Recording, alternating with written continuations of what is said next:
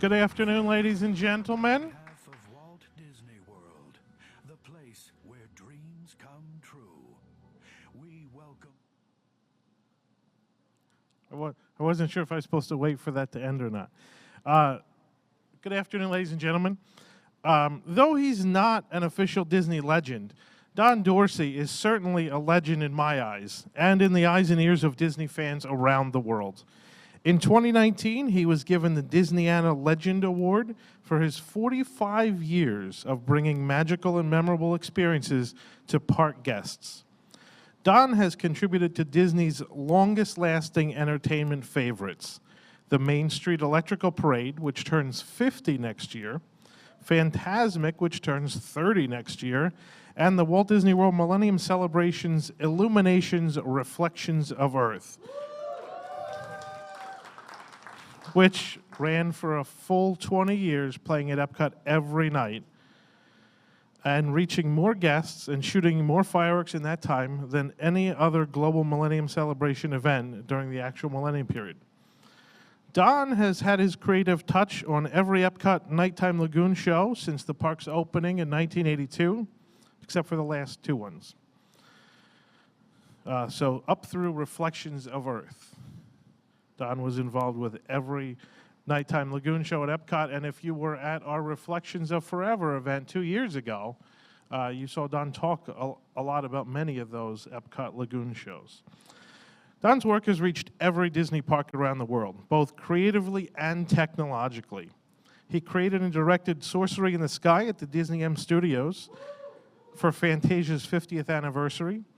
This was the first multi-dimensional and widescreen format fireworks show done at Disney. He created Tokyo Disneyland's 15th anniversary castle projection show Starlight Magic and helped to develop the Tokyo Disney Sea Entertainment Master Plan leading up to the park's opening. Don conceived and implemented the world's first computerized parade audio control system. The latest generation of this system is now running at every Disney theme park around the world, tracking all float locations and keeping music in sync and flowing effortlessly along the parade routes to create the signature Disney parade experience. Don's career is not limited to Disney work. He's released 2 classical synthesizer solo albums, both reaching #1 on the Billboard Classical Album charts. He has done synthesizer session work for Quincy Jones, Donna Summers, and Sergio Mendes, dozens of television and radio commercials, soundtracks, and arrangements for several halftime shows, and even Radio City Music Hall production shows. He continues to consult with entertainment venues and theme parks around the world. Don truly has one of the most unique Disney resumes, and I'm honored to have the privilege and the great pleasure to introduce our next guest, Don Dorsey.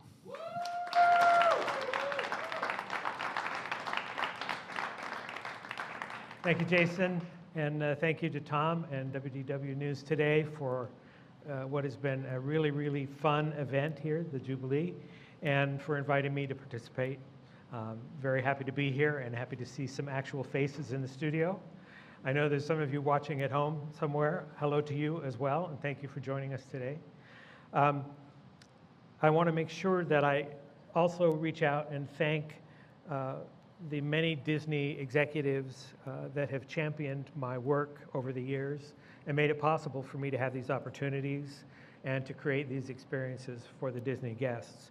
Specifically, I want to mention Bob Yanni, who you've heard a lot about in the last couple of days.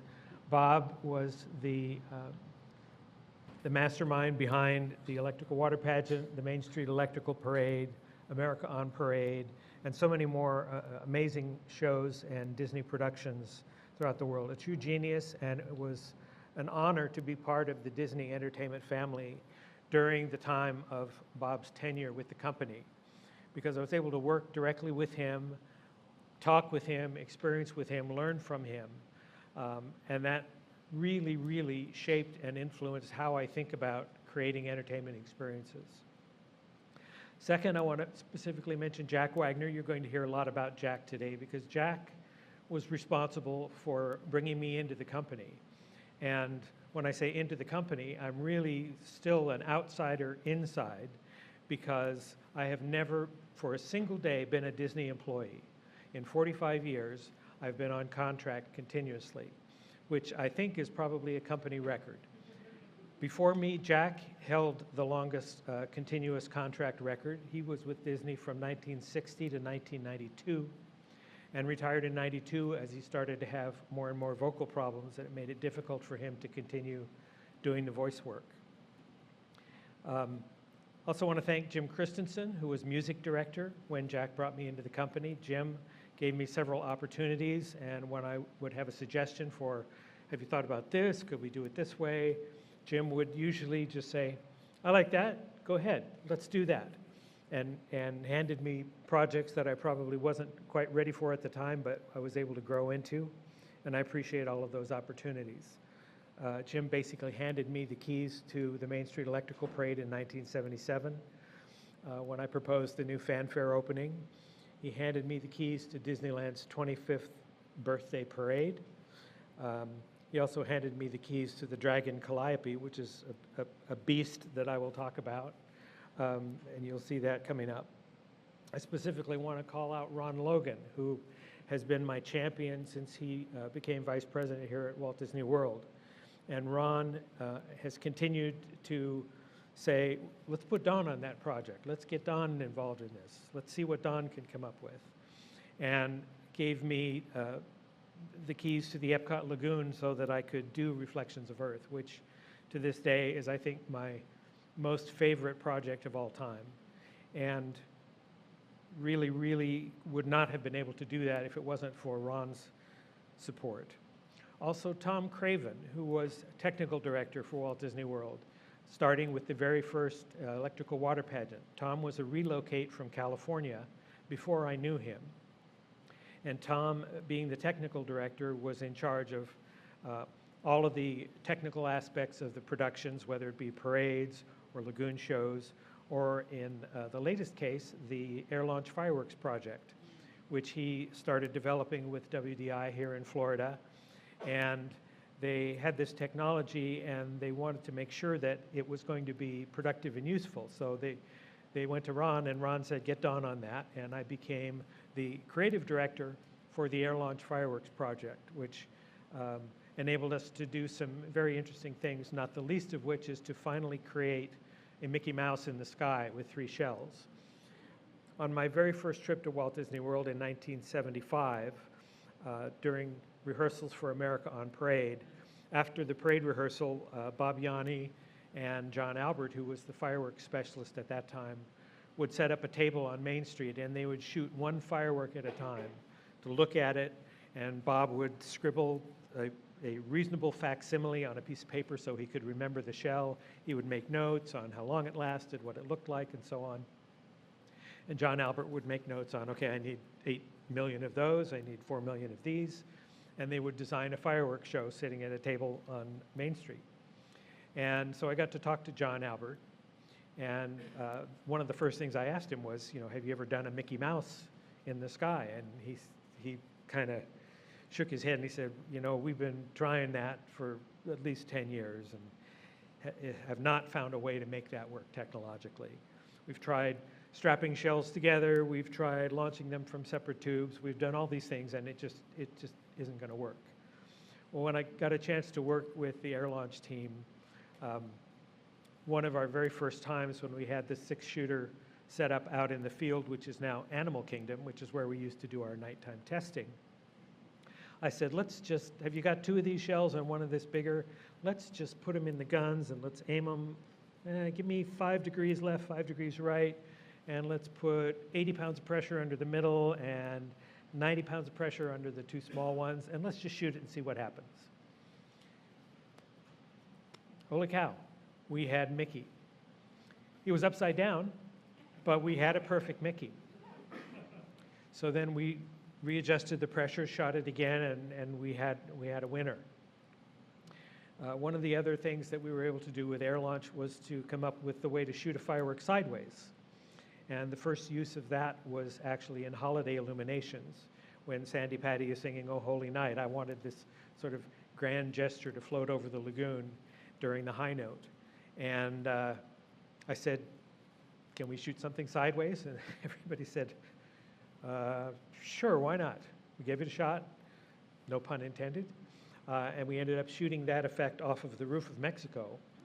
And that required that we shut down the promenade for the period of time right before and after we fired, so that if it had fallen for some reason on the promenade, no guests would be harmed. But for me, that was the highlight of that show, was that one moment.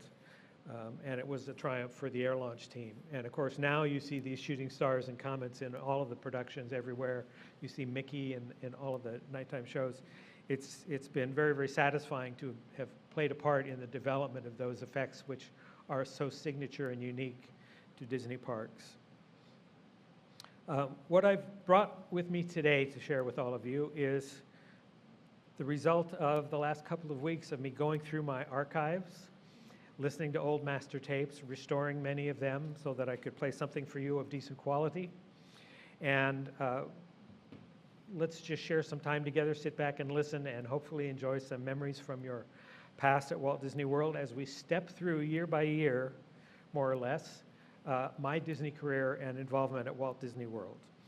Much of my work is sort of behind the scenes, because as the recording engineer for the entertainment division, and in the early days, the Disney Entertainment Division was run out of California, and we would record parades and stage shows and Kids of the Kingdom in California and then export them to Walt Disney World. And there's not enough time here today or even in the next week to play copies of everything that I've worked on, so I've had to curate and pick what I think are perhaps the most interesting and hopefully the most memorable pieces to play for you today. Without any further ado, let's get started. First, let me just show you a little list of Disney projects that I've worked on over the years. This was an interesting list to compile, and you can see why we don't have enough time to really cover all of this today. But it is sort of overwhelming when I think back and you think about 50 years of Walt Disney World, 45 for me. When we started work on Reflections of Earth, that was a quarter of a century ago. A quarter of a century.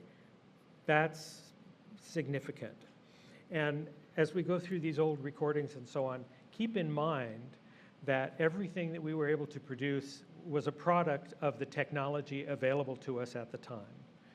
We had certain tools that we were able to use to create, and then we had certain things that we were hoping were going to work that didn't at the time, but later became useful. A couple of examples.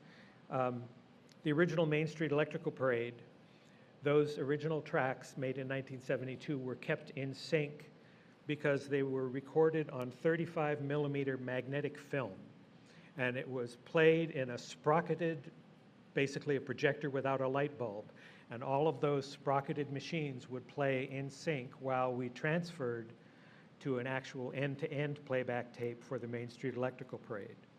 One of the first things that I did with Jack when I came in and was going to rework the Electrical Parade, as I said, let's get off the sprocketed thing and let's start using actual SMPTE time code so that we can sync things up technologically and we can offset them if we need to, and we'll have more control and we can start doing, serious professional audio production. So that was something that I helped implement.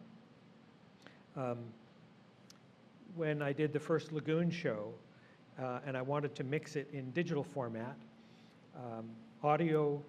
digital audio editing was just at the forefront of technology. And when I wanted to overlay two pieces of audio, and there was a short period of time, maybe a second or 2 seconds, where the audio would overlap between two pieces of digital content, that meant that we had to wait 2 to 3 minutes for that to render before we could even hear the result. So when I put together the first Lagoon show, which was 30 or 40 pieces of music individually, there was a lot of just sitting around and waiting before you could even hear the result of your work.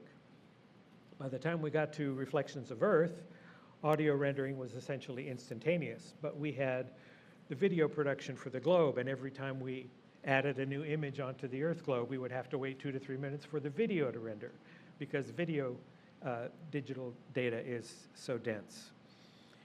Also for Reflections of Earth, part of the original plan was to have the fountain barges self-contained and moving about the lagoon during the show. That wasn't something that we were able to finally do until we got around to Rivers of Light, when we finally were able to make that work. And another thing that we talked about for Reflections of Earth was covering Spaceship Earth with LEDs, which we finally got around to doing. And it looks fantastic. Congratulations to the team that's made that work. It's really, really a beautiful, beautiful thing to see in the evening. So, okay, let's see. My story starts with a mini Moog. I didn't have a mouse at the time. Computers came along a little bit after that for me.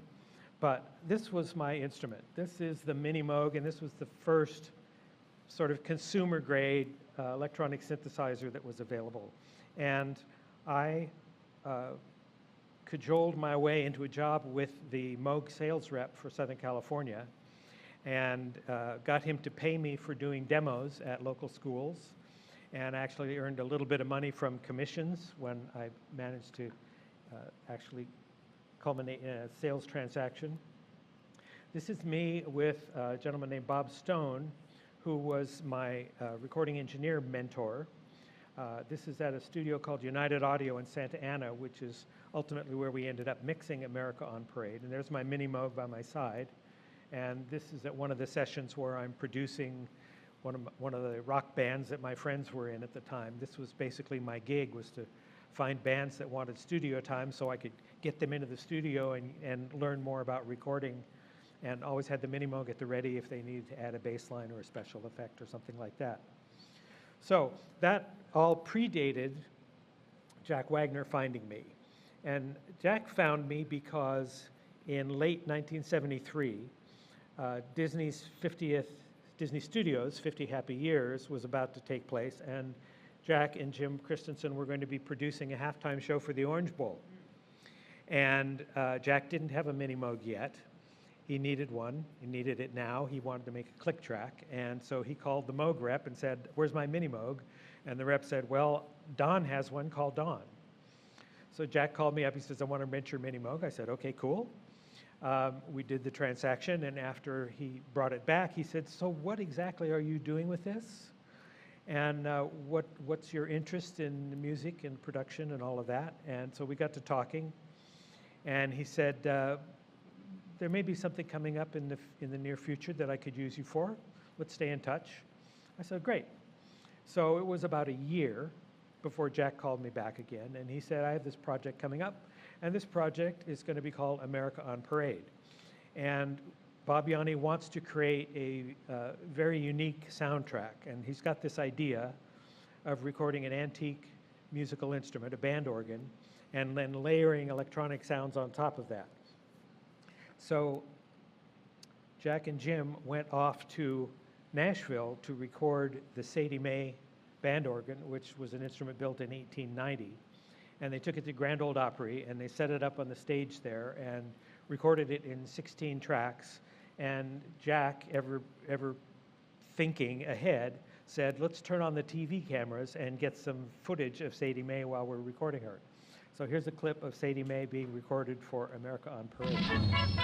Oh, I'm sorry. I'm ahead of myself. Here's Sadie Mae at Nashville.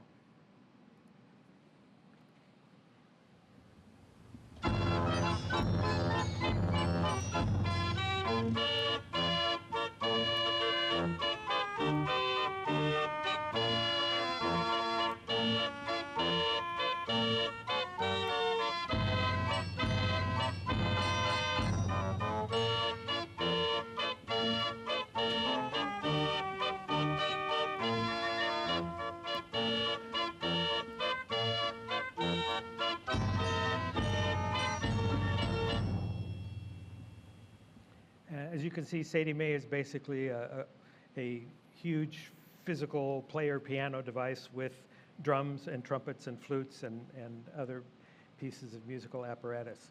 And though I wasn't present for the actual recording in Nashville, I did get to meet Sadie Mae a year later when Bob Yanni decided he was going to buy the entire collection of musical instruments owned by Paul Eakins. And I was sent to manage the collection, which would eventually be distributed around Disney parks in various areas where it was appropriate to have an old antique music box. Now, I don't imagine there's any of you here that were able to see America on Parade in person. Is there anybody? Probably not. So if you don't know what it is, I have edited down a little bit of the official Walt Disney World souvenir home video, which was actually on film at that time, so that you can get a look at what America on Parade's visual and audio style was like. And this was the biggest parade, my understanding is this is the largest parade that Disney ever produced, with over 50 floats. And it was long enough that before the first float was all the way through the parade route, there were still floats waiting to enter. So here's a look at America on Parade. In the spirit of '76, Walt Disney Productions proudly presents America on Parade, a salute to America's 200th birthday. 2 centuries filled with challenges, achievements, and world contributions. Let's step back into history and take a look at the first 200 years with this musical celebration. Early one dawn in 1492, Christopher Columbus daringly set sail on unknown seas to find a new passage to the East Indies. This courageous voyage brought him to the shores of the New World. When work was done and the satisfaction of raising a new homestead was in the air, neighbors from far and near gathered together for square dancing to foot-stomping melodies like Turkey in the Straw. One man who played a major part in the development of these soon-to-be-called United States was Benjamin Franklin. This man carried the word from the colonies to the King of England that this new land, America, wanted its independence. When he returned from England with the King's denial, the colonists knew that they would have to fight for their independence. Let freedom be heard, and let the Liberty Bell ring out across the land.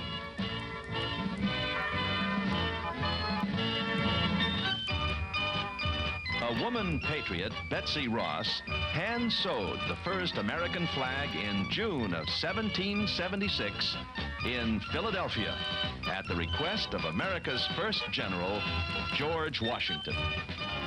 The great Mississippi River, commercial highway, romantic waterway, inspired many legends in American history. Tom Sawyer and Huck Finn lived and played along the mighty river banks. Along the shores of this great river, carefree tunes could be heard from the colorful showboats filled with people enjoying the festivities of the romantic Mississippi. Small towns sprang up like wildflowers, and the discovery of gold started a rush. Thousands of people surged westward, hoping to carve their fortunes from the dusty hills. Sister suffragettes united to establish equal voting rights. Men and women together would shape the nation's destiny. America began moving faster and faster. Inventors tinkered with flying machines. Sputtering automobiles traveled over bumpy roads. More rails were being laid, and some people even claimed we would fly to the moon one day.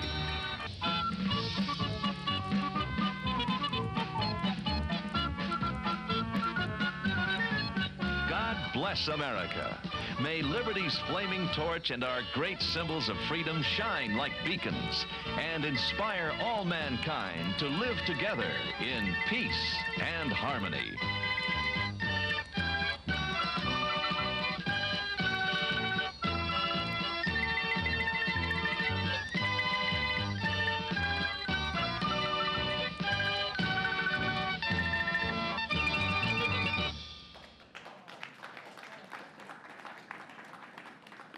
Have you ever seen anything quite like that? So this is where it happened, the room where it happened, as they say. This is Jack Wagner's dining room, where we set up the 16-track recorder and all the synths we could muster. And we spent 3 months dancing around the chandelier, trying not to hit our heads as we moved about the room. It was quite an experience. Now, the funny thing about America on Parade is there was this vision of this combined electronic and acoustic sound that Bob Yanni had in his brain. And we struggled a little bit to figure out exactly what that meant, because as we got into the music recording, we found that mostly what we needed to do was add sound effects. And in some cases, in one particular case, there was an entire Sadie Mae track that had been forgotten to be recorded. So I had to recreate Sadie Mae's analog acoustic sound with the synthesizer, but it was not an electronic sound. I had to imitate Sadie Mae. So here's a couple of samples of different floats and some of the trouble that we got into doing sound effects instead of synthesizer work. This is the Flatboat Swanee River, and this is the track that has no Sadie Mae whatsoever. So it's my synthesized bass, a couple of flute things, and I happen to have learned banjo the summer before for a high school production of Little Abner, and so I was called into service to play banjo on the track as well.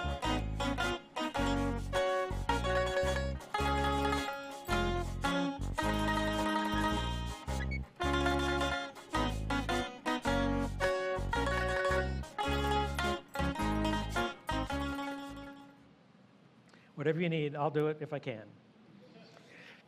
So here's the Inventions float, and the music for this was a song called Dearie. And Jim Christensen looked at me and he says, I hear tap dancing. And I said, well, I don't hear it yet. But Jack agreed. He said, this track could really use some tap dancing sound. And Jack used to be in old MGM musicals. When he was a young man, he actually danced with Lucille Ball in a couple of old MGM movies. And he had a set of tap shoes. And he was able to pull them out of the garage and said, here, make it work. So I did the tap dancing with my hands.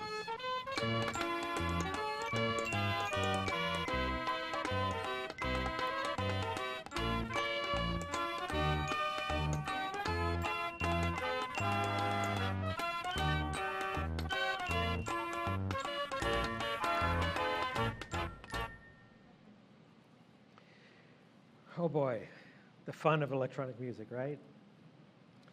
So the last sample I brought for you is the Christopher Columbus sailing ship. And as we were listening to this, the song was Sailing, Sailing, and Jack and Jim both wanted to hear the big wooden ship creaking as it crossed the ocean.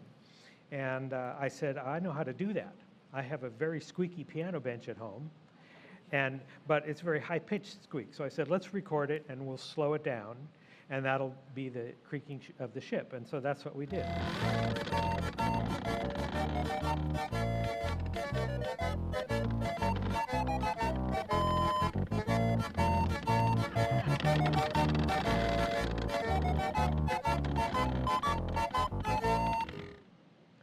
It had to be wrestled in a very particular way. So after we finished our couple of months of recording, Jack and I went back to United Audio, where I had been seen previously. And Jack was always one for, let's take a silly photograph. And here we are doing the actual mix downs for America on Parade in a brief moment of break. We took those mixes to Main Street at Disneyland, and this is a state-of-the-art float parade sound system, circa 1975. And sitting on the deck down there, you can see 8-track cartridges. At that time, parade floats ran on 8-track cartridges that had quarter-inch tape spooled into a loop. And so we were responsible for making those loops, loading the tape, making sure the cartridges played correctly and that the splices didn't come apart. So we played all our mixes for Bob Yanni, who you see in the middle of the street looking very serious and intent on evaluating our music, while Jack, Jim, and I waited for the final verdict. And fortunately, Bob said, everything's perfect. Nothing has to change. And we were a little bit taken aback, but of course very happy that we had done the right thing and the right job. I was a little afraid that he was going to say, where's that electronic bit? But he said, nope, it's fine. Great, everybody's happy. So off we went to Florida. Now, I wasn't really part of the Disney team, but I said to Jack, I said, you know, this was a pretty big project for me. I really would love to be there to see it. Jack said, well, sure, come on down. You can drive my rental car, chauffeur me around, come to production meetings. You'll get to see how this stuff is developed. So here I am on my very first visit to Walt Disney World.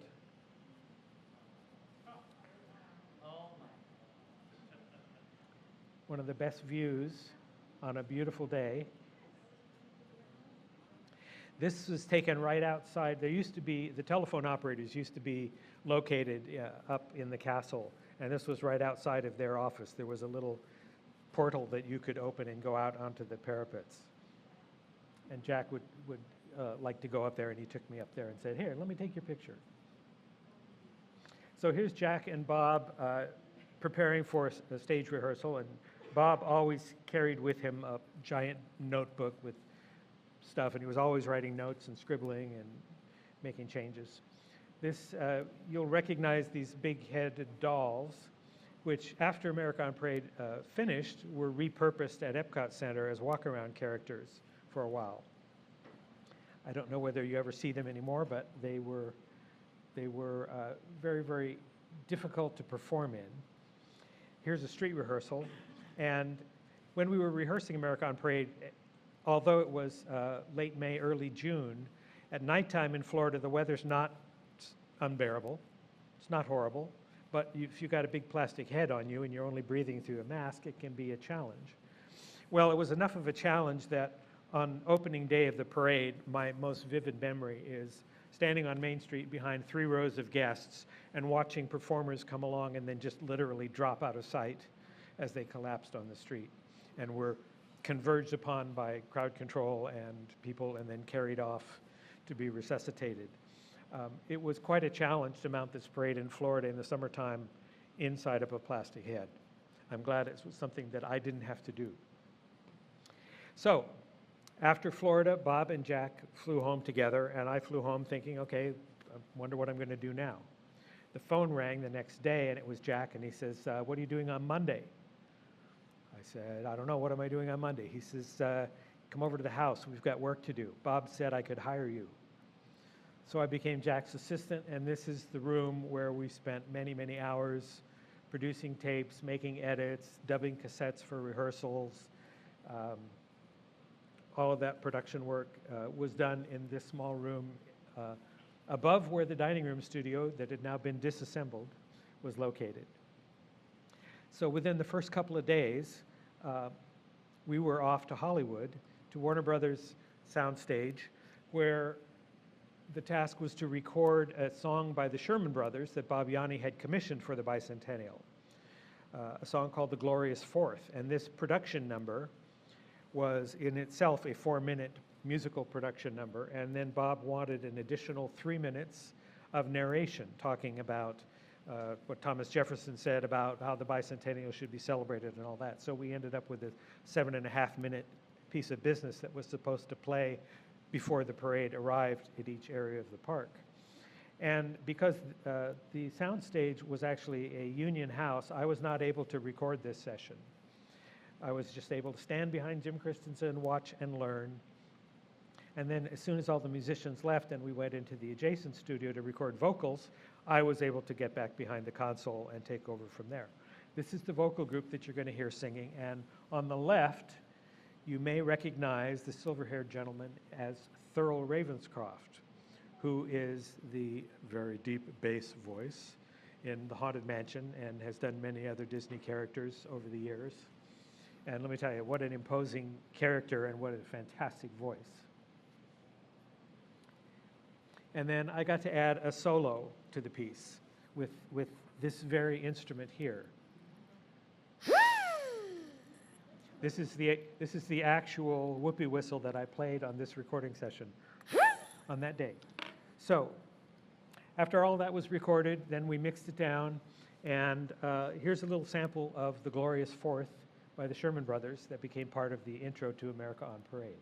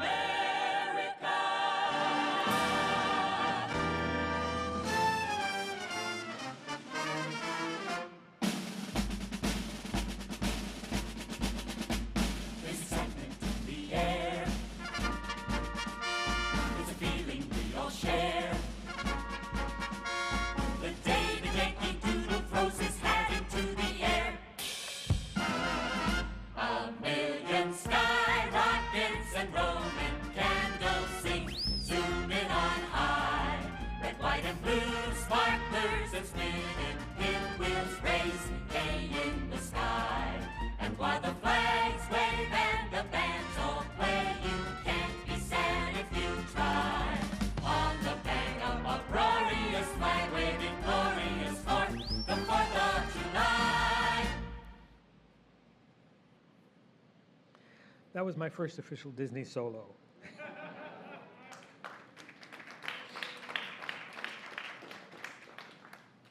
And I will do it again for you live. It doesn't go as high as it used to go. I know that's with age, certain things stop working.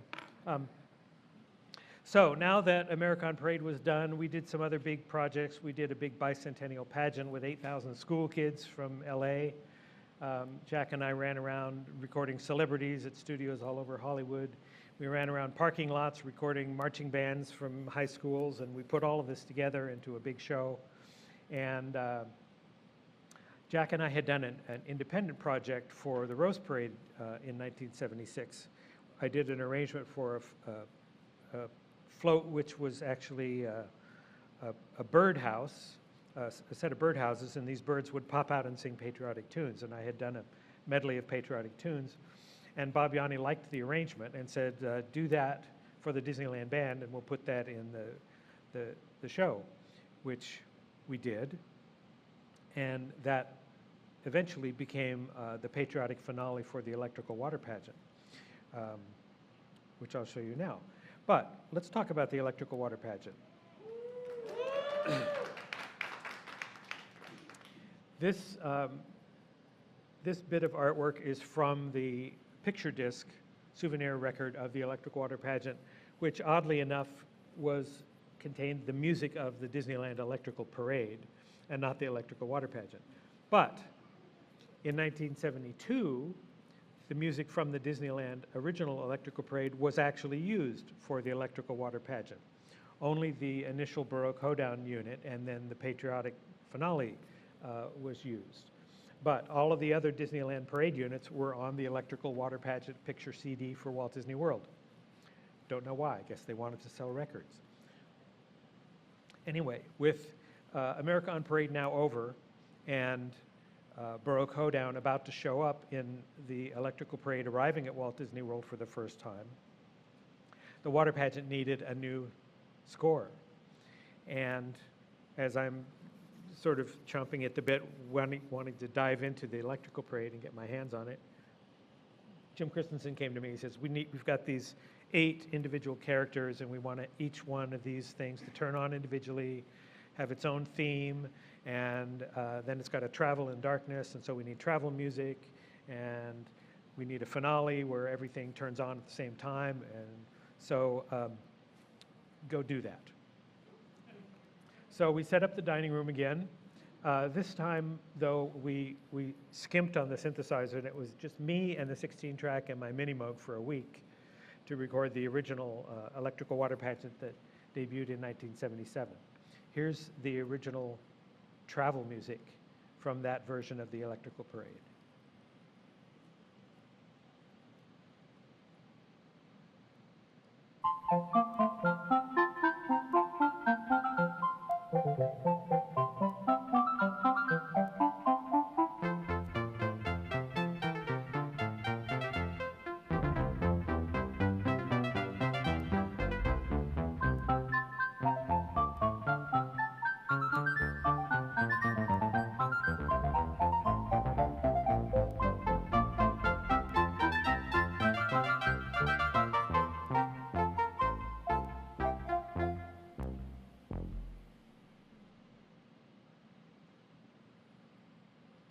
Then we ended up the show with this musical collage, also based on Handel's water music.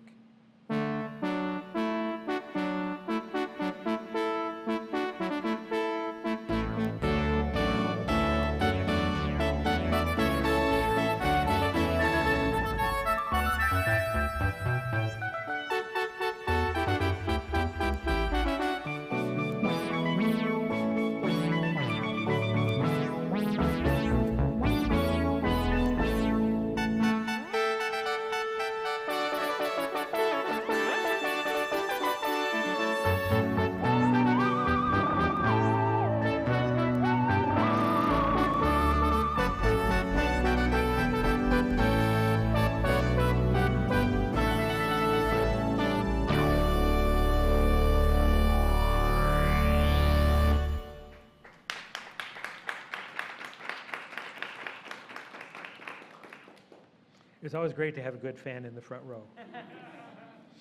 And of course, there was a patriotic finale, and this is where that medley that started at the Rose Parade, that went to the big Coliseum show, ended up now in electronic version for the patriotic finale.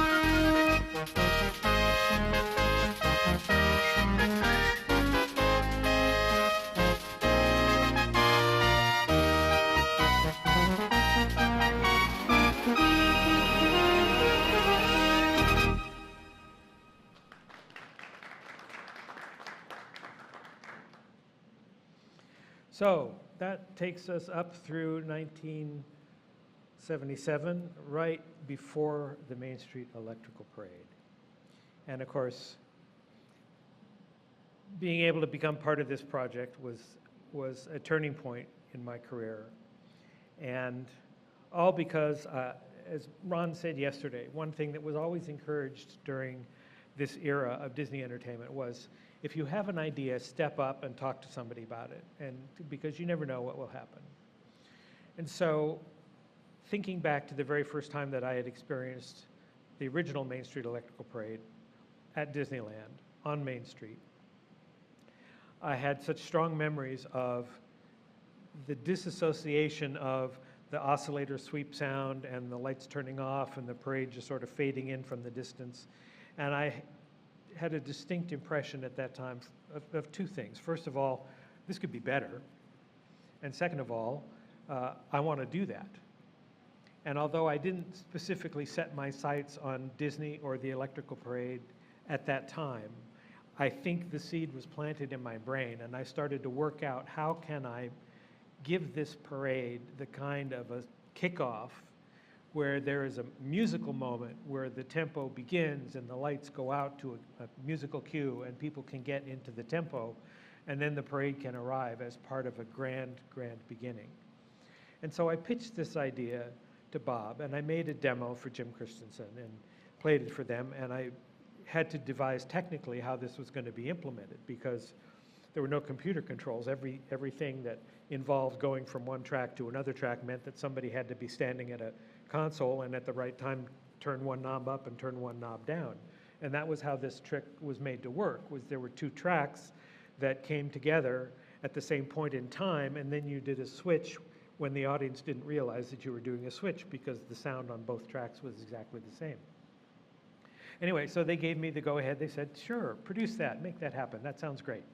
And so that's what we did. And that created this technique which we call the opening window, which is now pretty much how every Disney parade starts off, with an actual downbeat, a clean start, and then a transition into a loop which has already been in progress for however long the floats have been synchronized backstage.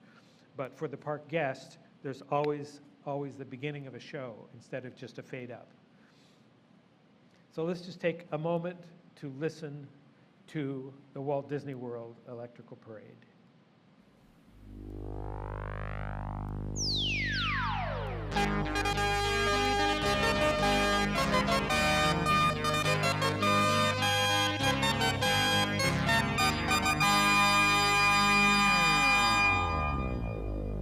Ladies Ladies and gentlemen, boys and girls, Walt Disney World proudly presents our spectacular festival pageant of nighttime magic and imagination in thousands of sparkling lights and electro-synthe-magnetic musical sounds.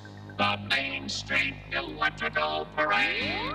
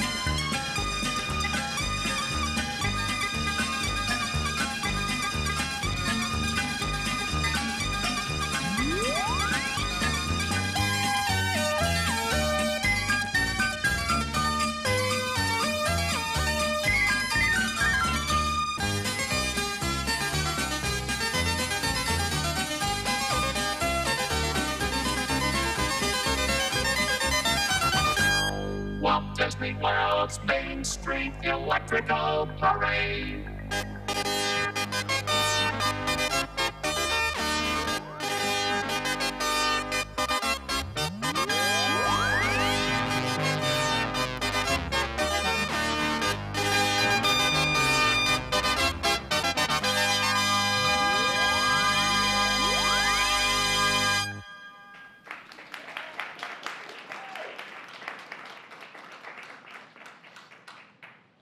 And as we mentioned before, the Electric Parade turns 50 next year. It's kind of hard to believe. Unfortunately, all of those tracks that you just heard, those were my original tracks, and those have now all been replaced for a number of reasons, which I won't really go into detail, but choreographers didn't like the extra beat in one bar in the loop. When Tokyo did Dreamlights, they wanted to extend the loop to 2 times the length, and they wanted to evolve from electronic sound to full orchestral sound. And a great job was done putting that together by Greg Smith, who was a great friend of mine. So, you know, some things pass away, and I'm perfectly happy to have been part of Main Street Electrical Parade history. My greatest memory was standing on Disneyland's Main Street opening night when the music cue happened, the lights went out, and the tempo started, and people began to clap along. That, for me, was all the fulfillment that I needed to know that I had done something good and that had the potential to last a while.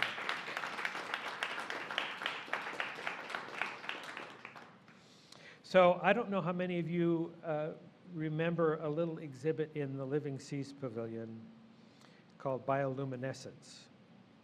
Does anybody know what that is? Bioluminescence is when there's a biological reaction in a living creature that causes it to glow in the dark. And I was approached by George Wilkins at the Disney studio, who said, we're doing this film in the Seas Pavilion, and it's all about these glowing fish. And he says, I would like you to create a soundtrack for this little film. And he said, you know what to do. And so I took the opportunity to sort of make a musical joke, but for the next couple of minutes, just close your eyes and try and imagine little glow-in-the-dark fish floating around in a tank, creating little glow-in-the-dark magic. This is the soundtrack to Bioluminescence.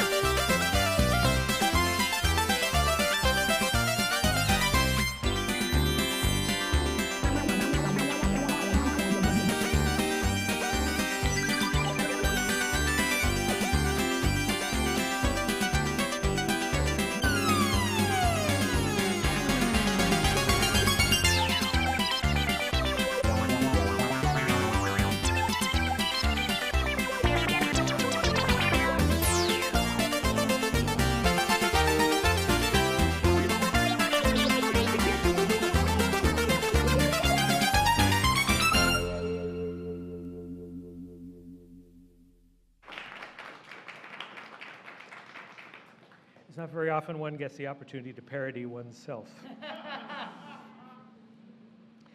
So, I have brought something very special for you today. This is actually going to be a world premiere. I've had this project in mind for at least 30 years, and just finally said, in honor of the 50th anniversary of the Main Street Electric Parade, I think it's time that I get serious and get this arrangement done.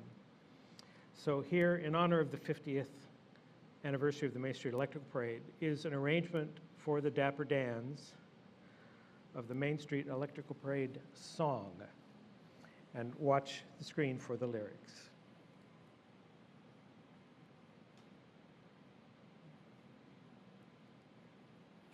Ladies and gentlemen, boys and girls, Disneyland proudly presents our spectacular festival pageant of nighttime magic and imagination in thousands of sparkling lights and electro-synth-magnetic musical sounds.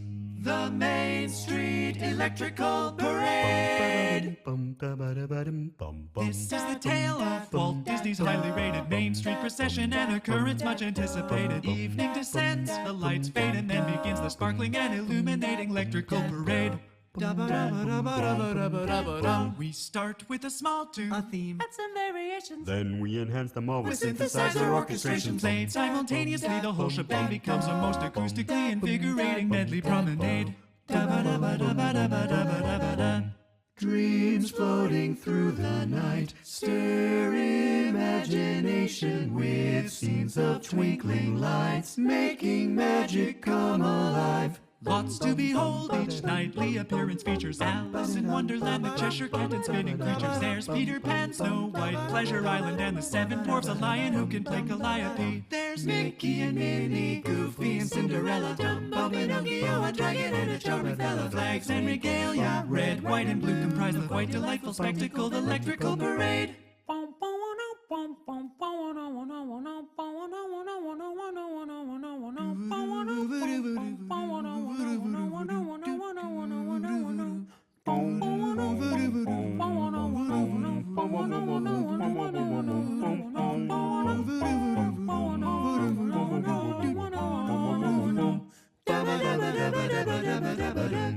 Hands are clapping, toes are tapping, instamatic, shutters snapping, picture taking, flashes making magic in the air. Arms are waving, bells are chirping, sing along and please behaving, children so excited and delighted to be there. Lots to behold, each nightly appearance features Alice in Wonderland, the Cheshire Cat and spinning creatures. There's Peter Pan, Snow White, Pleasure Island, and the Seven Dwarfs, a lion who can play Calliope.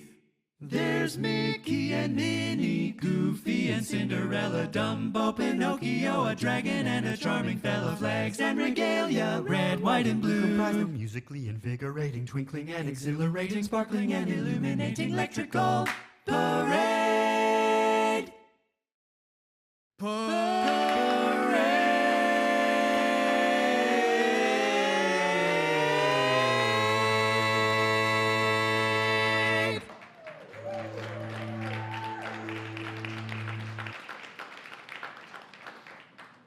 So we're all part of history now. So before we leave the electrical parade topic-wise behind, there was one place where you'd never expect to see an electrical parade, and that was in the Orange Bowl halftime. But Bob Yanni, being who he was, said, I want to see the electrical parade in the Orange Bowl halftime. And so this is a picture from the NBC broadcast. And as Jack and I were preparing the master tapes for this project, what we had to do, there were going to be flashlight stunts, there were going to be Alice and Pete talking dialogue, there were going to be film segments that had to have new music created so that there were intros and endings to each of the music loops that was going to be used.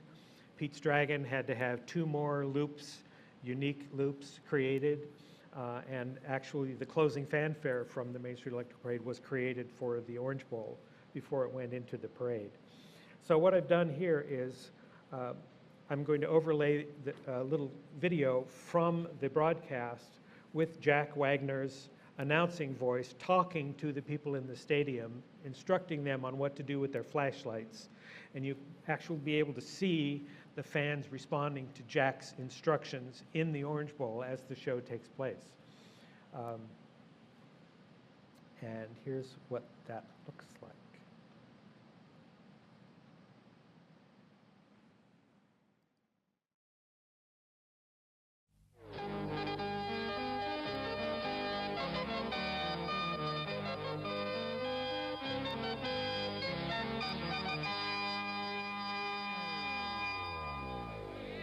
Ladies and gentlemen, tonight the Orange Bowl honors the most unique Ready event for stunt staged number in one. America This in is exactly what we did for our 1977. rehearsal. By your Disneyland section and number, Walt Disney turn World's your incredible flashlights on and spectacular hold them of up when nighttime your section pageantry number is and called. imagination Here we go. in electrical Section sights 22, and sounds. Section 21, The Section Main 20, Street Section 19, Electrical Section Parade. 18, Section 17, Section 16, Section 15, Section 14, Section 13, Section 12, Section 11, Section 10, Section 9, Section 36, Section 35, Section 34, Section 33, Section 32, Section 31, Section 30, Section 29, Section 28, Section 27, Section 26, Section 25, Section 24, Section 23. That's beautiful, ladies and gentlemen. Now keep holding up your flashlights until the next cue. Ladies and gentlemen, on my count of 3, drop your flashlights to your lap. 1, 2, 3, down. Ladies and gentlemen, Alice in Wonderland. Ladies and gentlemen, on my count of 3, drop your flashlight to your lap. 1, 2, 3, down. The Orange Bowl Committee wishes to thank the Entertainment Division of Disneyland and Walt Disney World. Ladies and gentlemen, on my count of and 3, the spectators turn your of today's flashlights game for the off. production of this 1, halftime 2, spectacular. 3, off. Give yourselves a hand, ladies and gentlemen. You were great.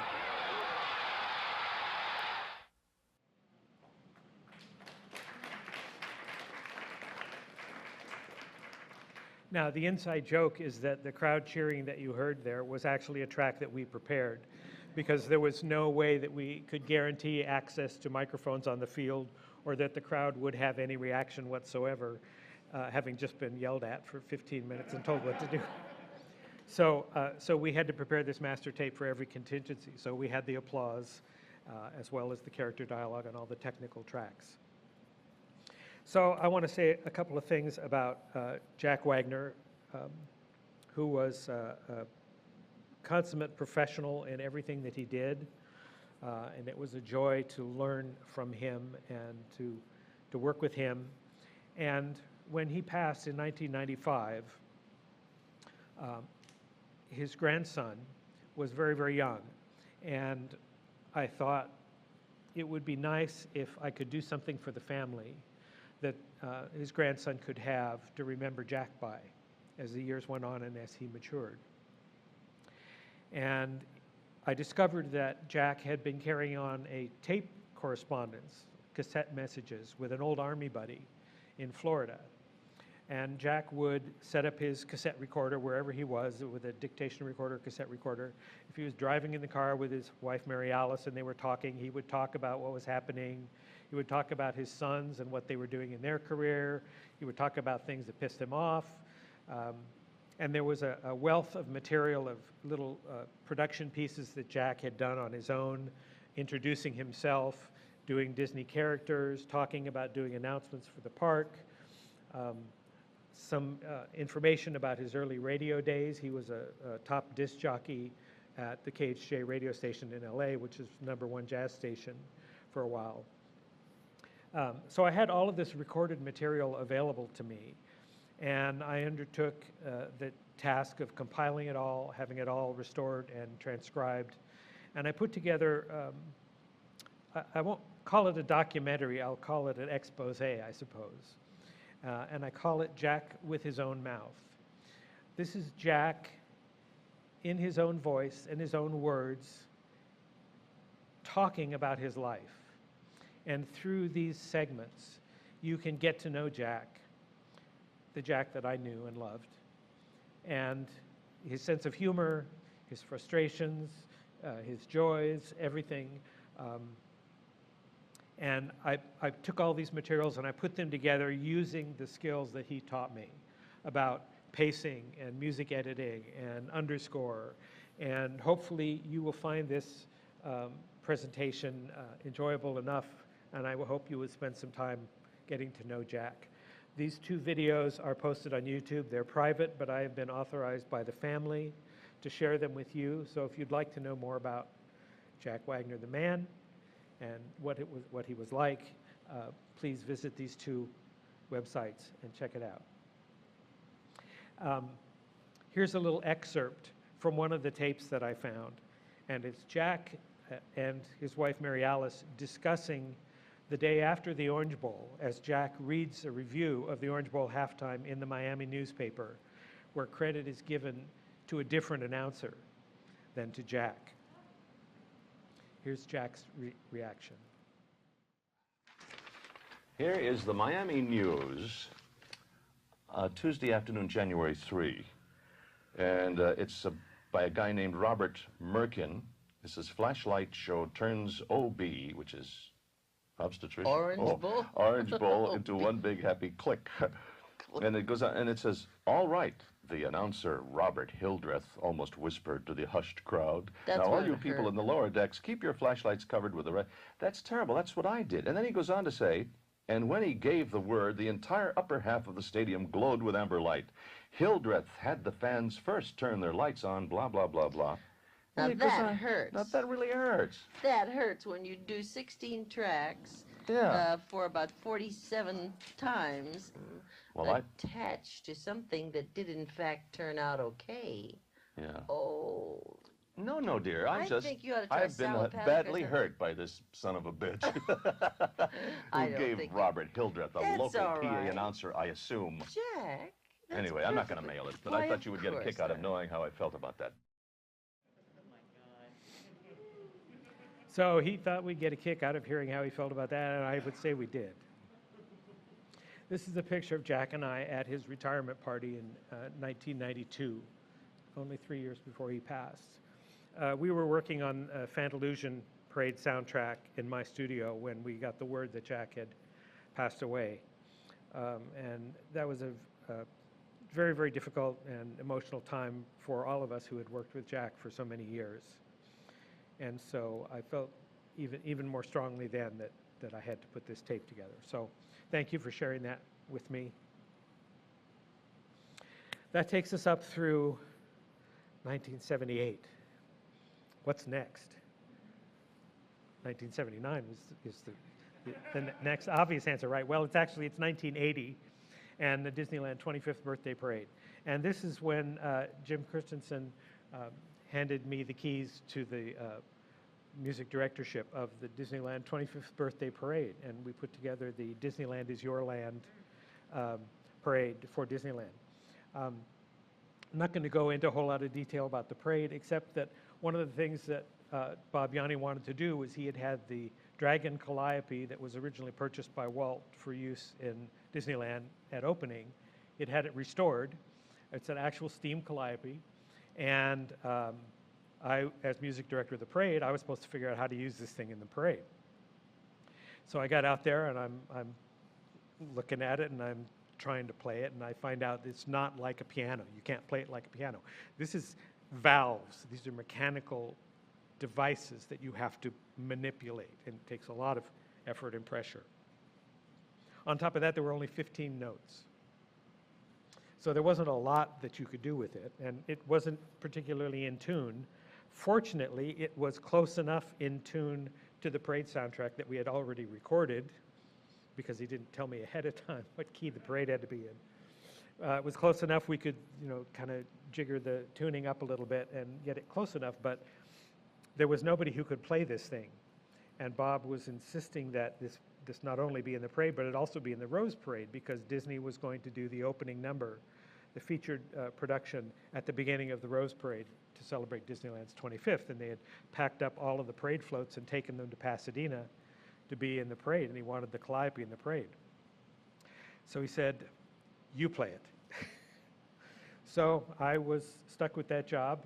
I had literally only about 12 hours to figure out how to make music out of 15 notes that made sense in sync with the parade track, but I was able to do that. And here's a screen grab from the video of that day with me playing the Steam Calliope in the Rose Parade. I'm down there wearing ear protection. I have foam ear protection in my ears. Then I have a headset on with music blaring so that I can stay in sync with the music track. And then I have the Disneyland band hat on top of that, trying to keep it from falling off. And as I'm going down the parade route, I'm noticing that the more I play, the lower the steam pressure goes. And I'm thinking, I'm going to run out of steam here pretty soon. So what I had to do was to play half of a loop and then end with a big chord so that a bunch of steam billowed out, and then I could stand up and wave to the crowd, and that would cause them to react and cheer because you don't see a steam calliope very often. So by only playing half of each loop, I was able to sustain enough pressure to make it through the entire parade. And in terms of unique experiences, I have to say this is one of the most memorable for me, to be able to actually perform in front of a crowd under extremely difficult conditions. So that takes care of 1980. What's 1981? Tencennial. Okay, man, we had a lot to do for Tencennial. We were doing a Disneyland is Your Land kind of parade for Walt Disney World. Jim Christensen had now retired and Jack Eskew had become the music director. And so Jack was doing all the parade tracks. I was doing the engineering, and I was going to do the synth overdubs, as I always did. And one of the hallmarks of Jack Eskew arrangements is very, very quick tempo and very, very high vocals, which you are about to hear while I play for you the overture to the Walt Disney World Tencennial Parade.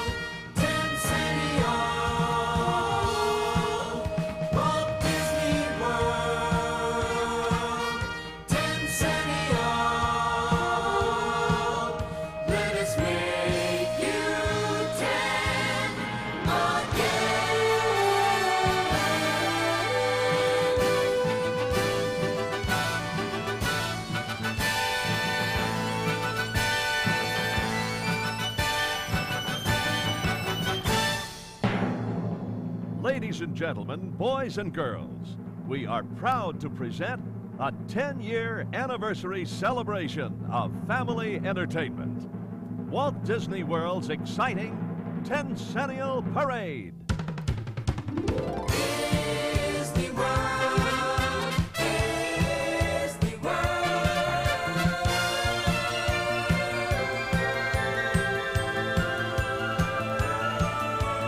Welcome to a land of dreams, a kingdom full of magical things, where love and laughter come to stay. Welcome to a holiday, 10 today and going strong. We can't believe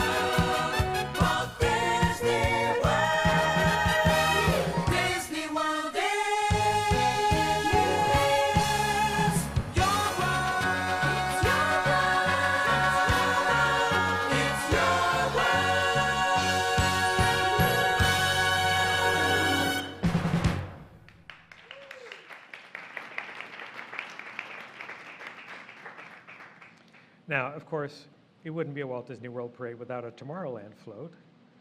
And the Tomorrowland float, you know, needs to be synthesized, right? So here's the Tomorrowland float. And in revisiting this track, I find it very, very amusing as to what our idea of Tomorrowland was all about musically in 1981. But here it is anyway.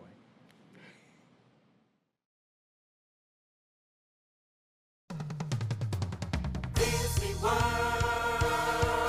Walt Disney World.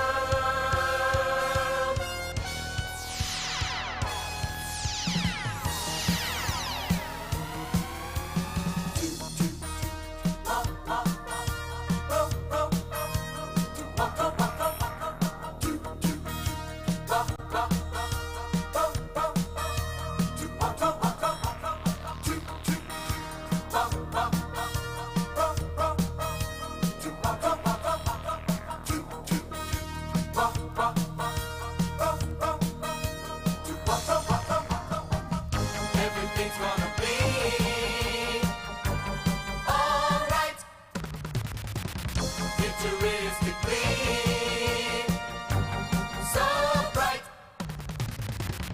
All the plans we make today come our way. Tomorrow.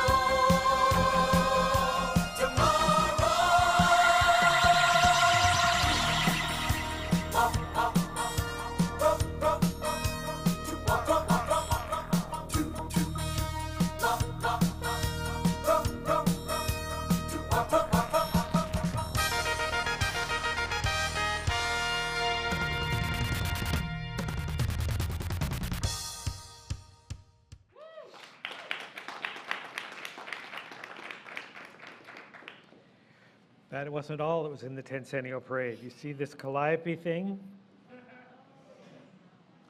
If anybody ever asks you if I've ever performed live at Walt Disney World, the answer is yes. The calliope after the Disneyland incident and the Rose Parade was to be converted to compressed air from steam. And it was to be converted to an automatic playing system so that it would be done electronically and kept in sync with the music. But it wasn't ready in time for the Tencennial Parade to open. So I got the call that I had to be on a plane to Florida to play the calliope live in the parade for the first 10 days until we could make it work. So there I am.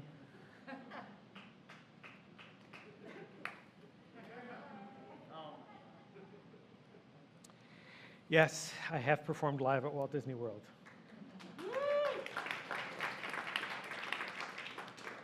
That was a lot of years ago. That was 40 years ago. One last Tencennial bit, and that is the electrical water pageant.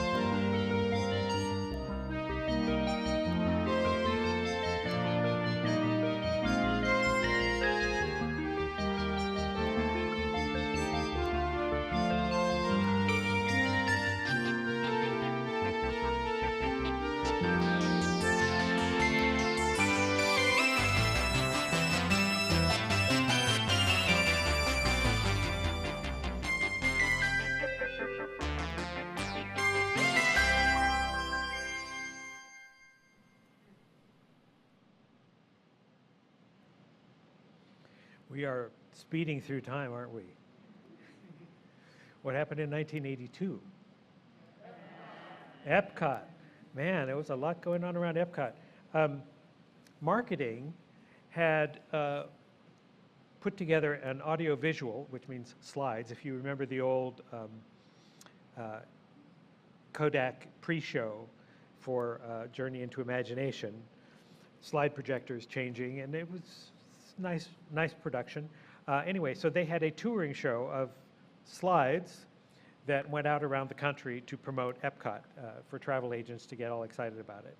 And Bruce Healy and I were assigned the task of scoring this 20-minute presentation in a week. Marketing said, here's some lyrics, write a song, do all of these different flavors for all the different pavilions, for everything in World Showcase and everything in Future World, which we did. And fortunately, at this time, I had a digital synthesizer, and we could actually record inside the machine, which enabled us to work quickly and so on. But here's the song that marketing commissioned us to write for this traveling show called Disney Will Do It Again.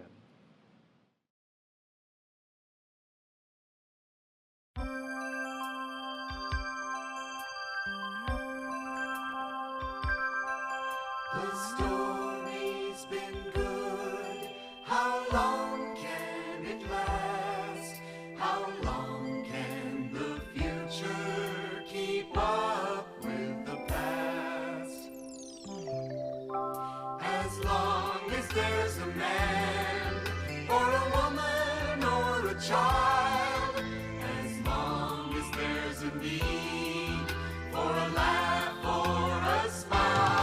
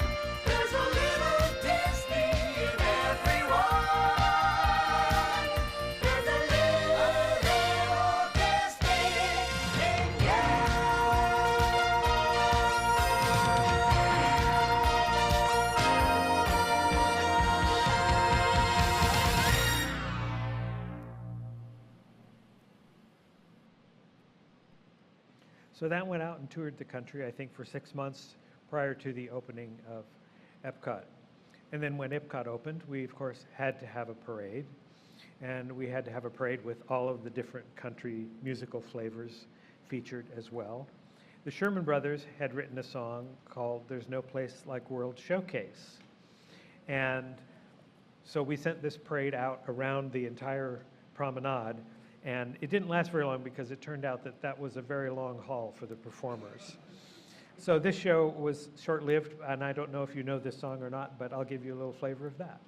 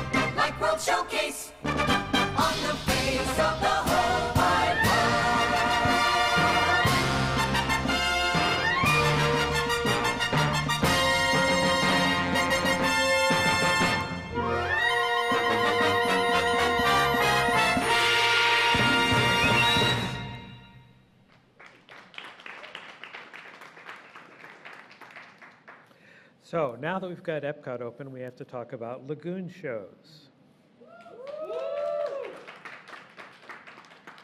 The very first lagoon show was called Carnaval de Lumière, or roughly translated, the Festival of Festivals. And this is the original sheet that I got from Bob Yanni showing me the breakdown of the 6 different sections of music that I was supposed to create, and I was supposed to create within the next several months. I had to be all electronic. He wanted to be classically based, and he wanted, as he described it, he wanted hooked on classics without the disco beat. So I took a month and went through basically every piece of classical repertoire that I knew or could find that had a decent melody, and I separated them into these categories so that each section of the show would have a flavor, a style, and put this together, did demos, gave it to Bob. Bob says, great, go do that. So I set up my synthesizers in the recording studio and undertook a multi-month, 6 days a week, 10 to 14 hours a day recording process, laying down 1,100 plus tracks of synthesizers. It was quite a marathon. And the way that I did it was, I mentioned before about digital processing and rendering of digital audio. And that comes into play here because I produced each of these 30 to 40 individual pieces of music that were only 15 to 16 seconds long as separate entities, because each one has its own mix and blend that has to be exactly right. So they're all different. So it's like producing 40 individual pieces of music. Fortunately, they're all very short. And they're produced individually, and then we layered them together. So first, I will play for you 3 individual sections, and then I'll show you how they overlap to become a continuous piece of music. You may recognize this from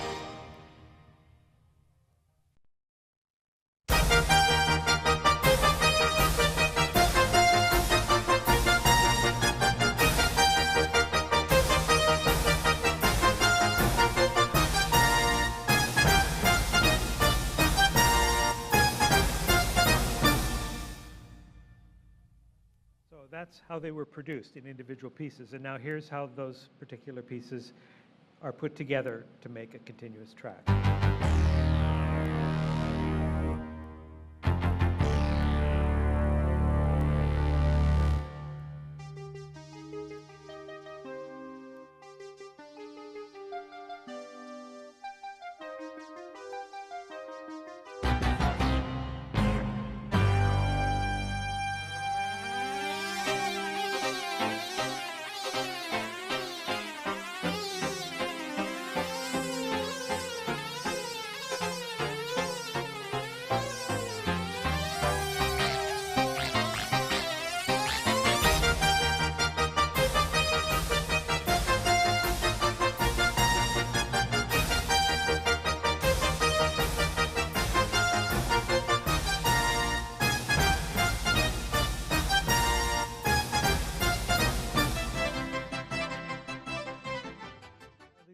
All these pieces had to be planned out in advance so that the key relationships were all consistent, and it turned out that I was able to do them all in their original composed keys and make sure the tempos matched and the mixes matched for the overlays. So, how many people remember this particular sticker? This seemed to be everywhere leading up to the opening of Epcot, and I thought this was very interesting. The 21st century begins October 1st, 1982. Well, when I got out of that recording session, I felt more like this was the appropriate sticker.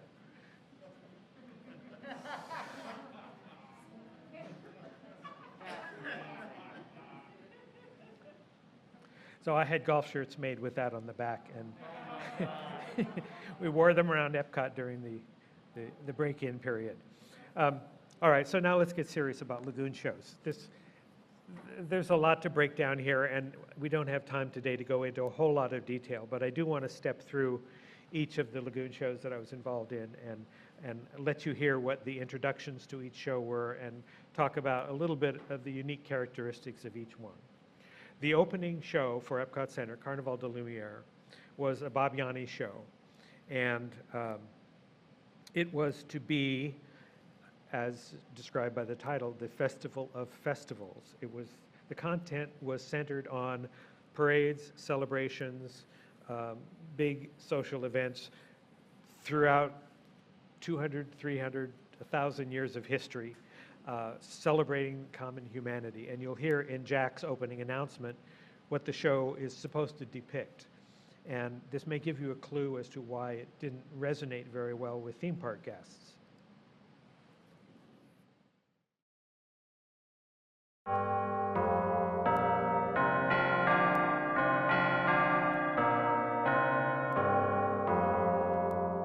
Walt Disney Productions proudly presents the world premiere of its International Festival of Festivals, a celebration of celebrations. Through the new medium of computerized magic lantern illumination, we transport you to other times and cultures, inviting your imagination to engage in moments of festivity around the world.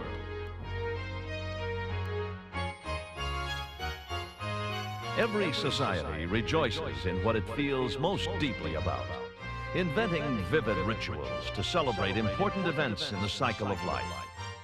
Throughout the ages, humans have marked these joyous occasions with impressive public feasts and fasts, dancing and music, parades and processions, pageants and festivals, spectacles and fireworks. These celebrations march from the past through our lives today and into the heritage of future generations. Through kaleidoscopic tapestries of light and sound, Walt Disney Productions takes you across the entire world and through 20 centuries to experience the rich diversity and the common humanity of celebration.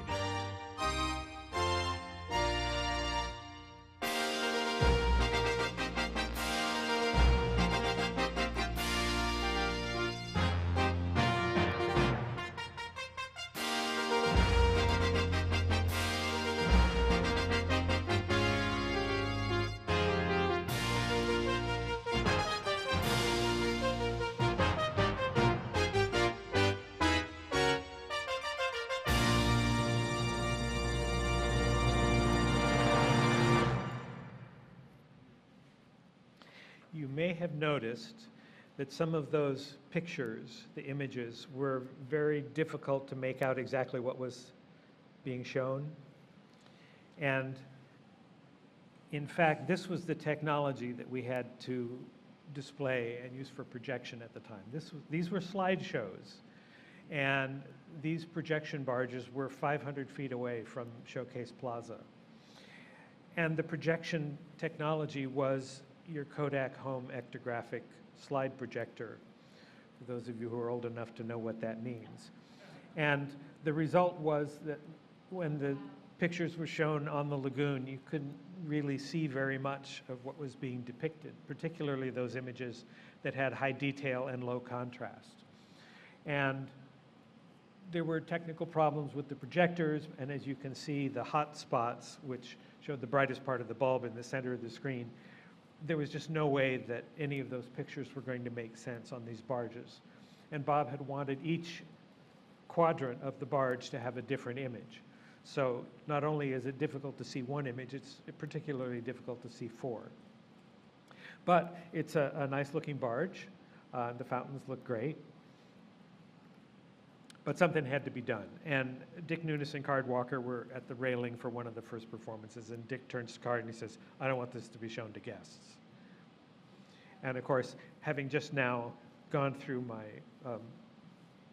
torture of recording this incredible soundtrack with 1,100 tracks and doing all this mix down, I'm standing there thinking this show's going to be gone, lost. And so they said, we've got to figure out what we can do. We have to save the barges. We bought the barges. We built the barges. How can we make it work? What can we do? And so Disney embarked upon an exercise to try and bring in audiovisual producers from around the country to look at the barges, listen to the music, decide what they could salvage and what had to be redone. At this particular point in time, I had a business partner named Adam Bezark, and together we had a company called DNA, which was Don and Adam. And I went back to Adam and I said, you know, we can solve this puzzle, can't we? We'll figure out something to do with these barges and make a show and maybe save the soundtrack. So we came up with an idea to take these projection barges that were originally arrayed in this particular format, stretched from Mexico to Canada, and to take the projection barges and combine them into pairs to make double the screen size and relocate the fountain barges for a different kind of presentation that would look something like this. And with double the screen size and a change in the visual approach to the graphics, rather than these highly detailed, low contrast images, we decided to go with something a little more lighthearted and use high contrast, bright color, cartoon style art and see if we could wrestle a 3-minute section out of the existing soundtrack by creating a new storyline. So we divided the show into 3 movements: land, sea, and sky. Land was all of the stuff about life on Earth and our common humanity. Sea was the fountain features, and sky was the fireworks section of the show. So New World Fantasy was 3 movements: land, sea, and sky. And here's the opening introduction to New World Fantasy. Land, sea, sky. The world was created today. It was also created yesterday, and it will be created again tomorrow. Life is changing so rapidly that every dawn brings a complete new world built on the accomplishments and the heritage of the past. And from this constant renewal comes a limitless source of joy and fantasy. Tonight we celebrate our ever-changing world with a visual suite in 3 movements: land, sea, and sky. Ladies and gentlemen, a New World Fantasy.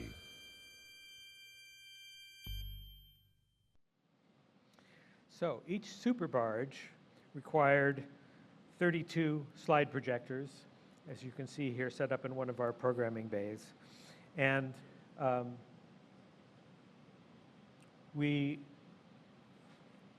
Adam and I had put together, actually, we commissioned an entire show's worth of hand-drawn custom artwork as part of our demonstration pitch, because we weren't official event producers or multimedia show producers. We had to have some reason that the Disney executives would sit up and take notice of our idea for how to make the show better, given that we were competing with a lot of people who had been in the business for multiple years. So we convinced Dennis Despy and Ron Logan to let us come in before everybody else did their presentation. And while the executives were having their coffee and bagels in the morning, we would show our little demonstration video, and then they would go on and see all their other professional presentations.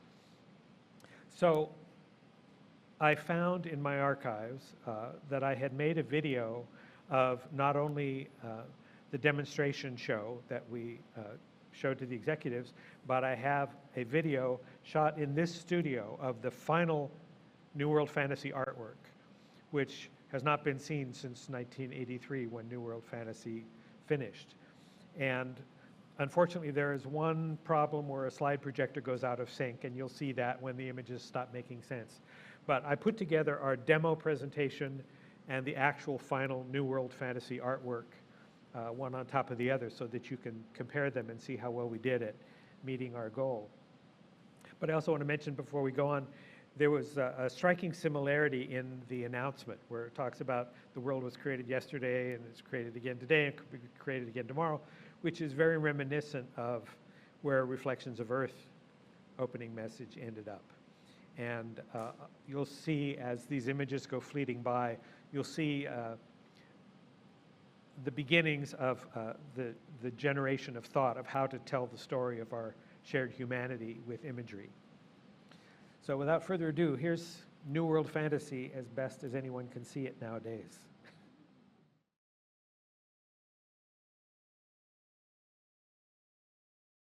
Making the demo.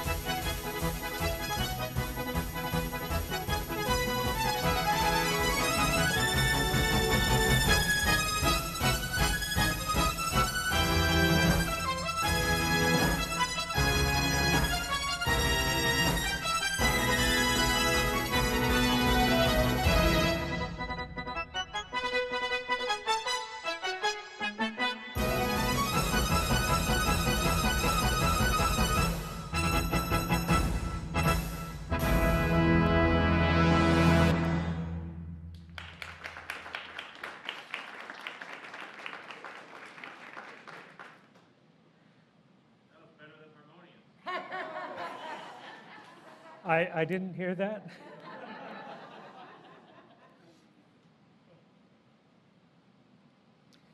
So Epcot Center's New World Fantasy opened this week. The latest in a long list of highly innovative outdoor entertainment spectaculars our company has developed and produced for the millions of guests visiting our theme parks. The New World Fantasy Show, which appears nightly on World Showcase Lagoon, has its roots all the way back to our original Main Street Electrical Parade, a glittering, extremely popular nighttime event at both Disneyland and Walt Disney World. The parade features hundreds of thousands of twinkling lights spread throughout the parade float units, not to mention an unusual all-electronic synthesized musical soundtrack. Another unique Disney spectacular is our nighttime electrical water pageant, a series of huge float boats featuring computer-controlled light scrims and an eerie, almost mystical soundtrack that floats across our lakes to guests viewing from shore. New World Fantasy took the best elements of these highly popular shows and combined them with the most advanced projection and control systems available to form a whole new generation of outdoor entertainment.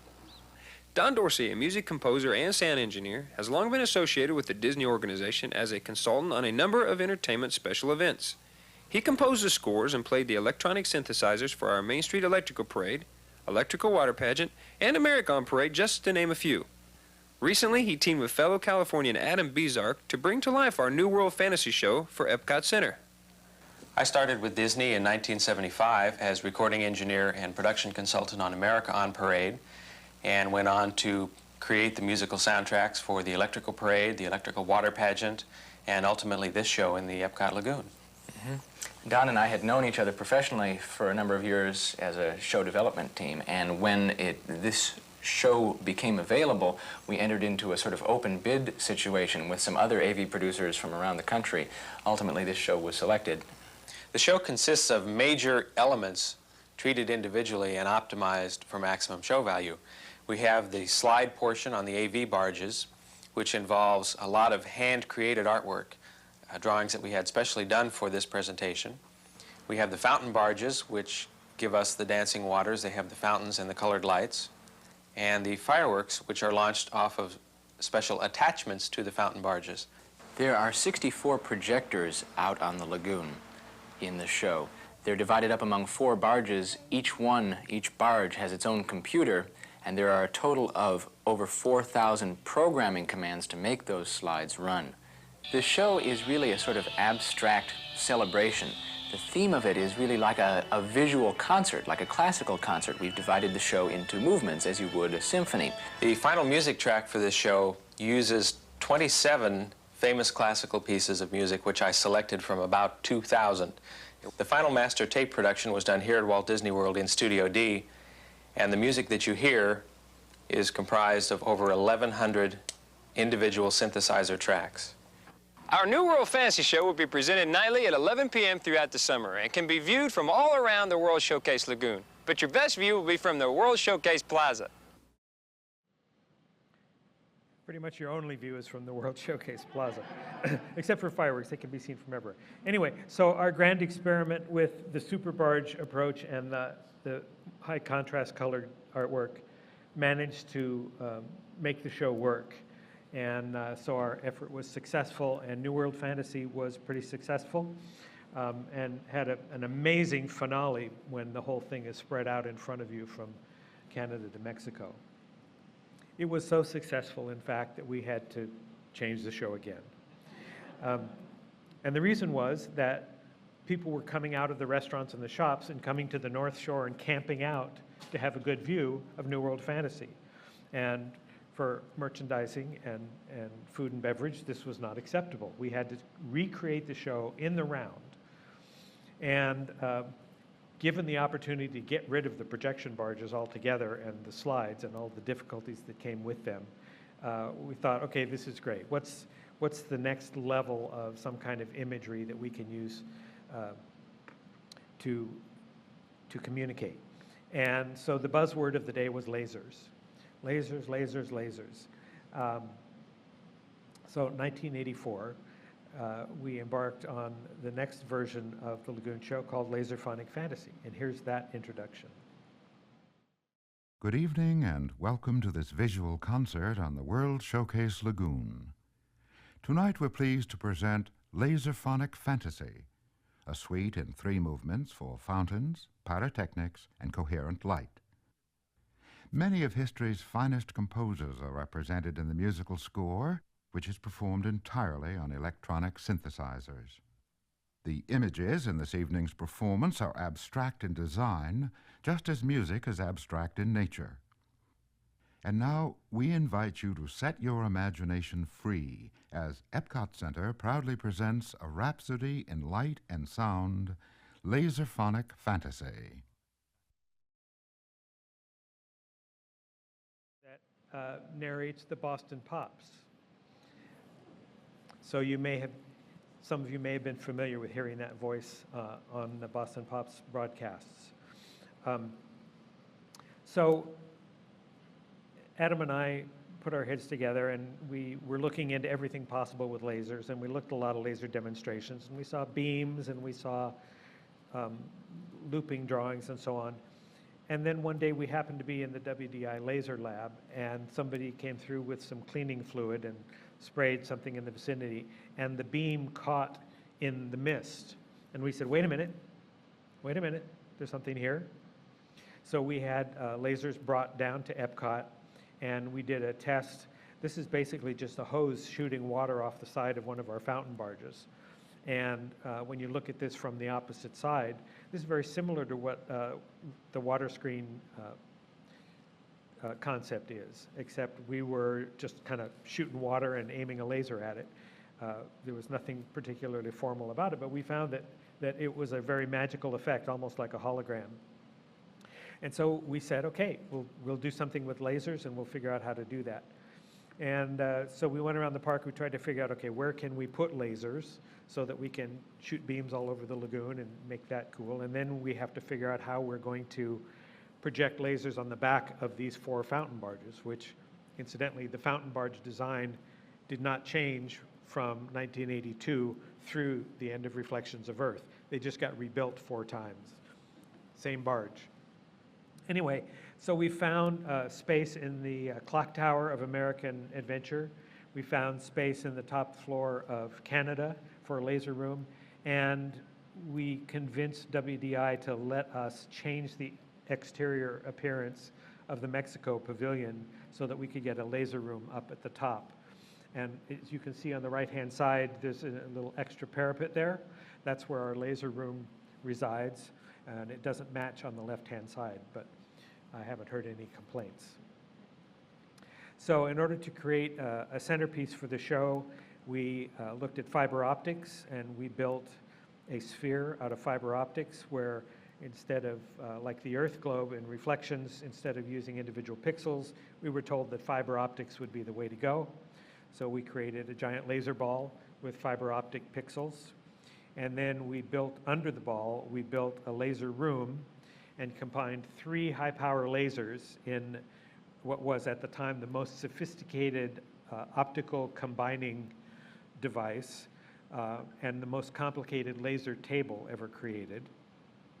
And inside this control room on the barge, a technician had to stand in a very particular place because if he moved his leg too many inches one way or another, the beam that was shooting out that window towards that barge could burn him severely, or at least ruin a good pair of pants. So this laser table had to combine 3 laser beams and then aim them out in 4 directions simultaneously, as well as into the fiber that wrapped around the outside of the sphere. The state of the art of laser imagery at that time, if you have seen any old laser graphics, they're always a continuous line because the way they're drawn is with 2 mirrors, an X and a Y, and it's basically just drawing a circle very, very quickly. And we wanted something a little more adventurous than that, and so we looked into a system called blanking. And as you can see in this image, there are some dark spots. It's not a continuous line. The image isn't one complete cycle. And we had an ice skater film for us, and then we had her rotoscoped and recreated in laser. And you can see with the addition of those discontinuous lines, it creates a very much more fluid and animated-like effect than a continuous line animation would. And when we projected this particular image on the back of the fountain barges during the show, it got a tremendous response. People thought it was actually a hologram, and this is what it looked like in the show.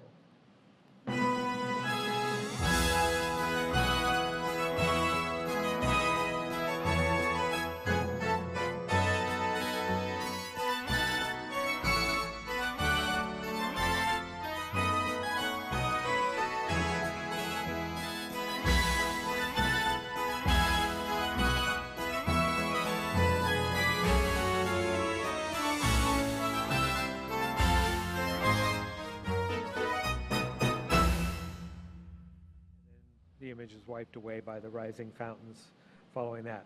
And so this sort of became a signature moment in Laserphonic Fantasy. And Laserphonic Fantasy ran for several years. It played until 1988 when we opened IllumiNations.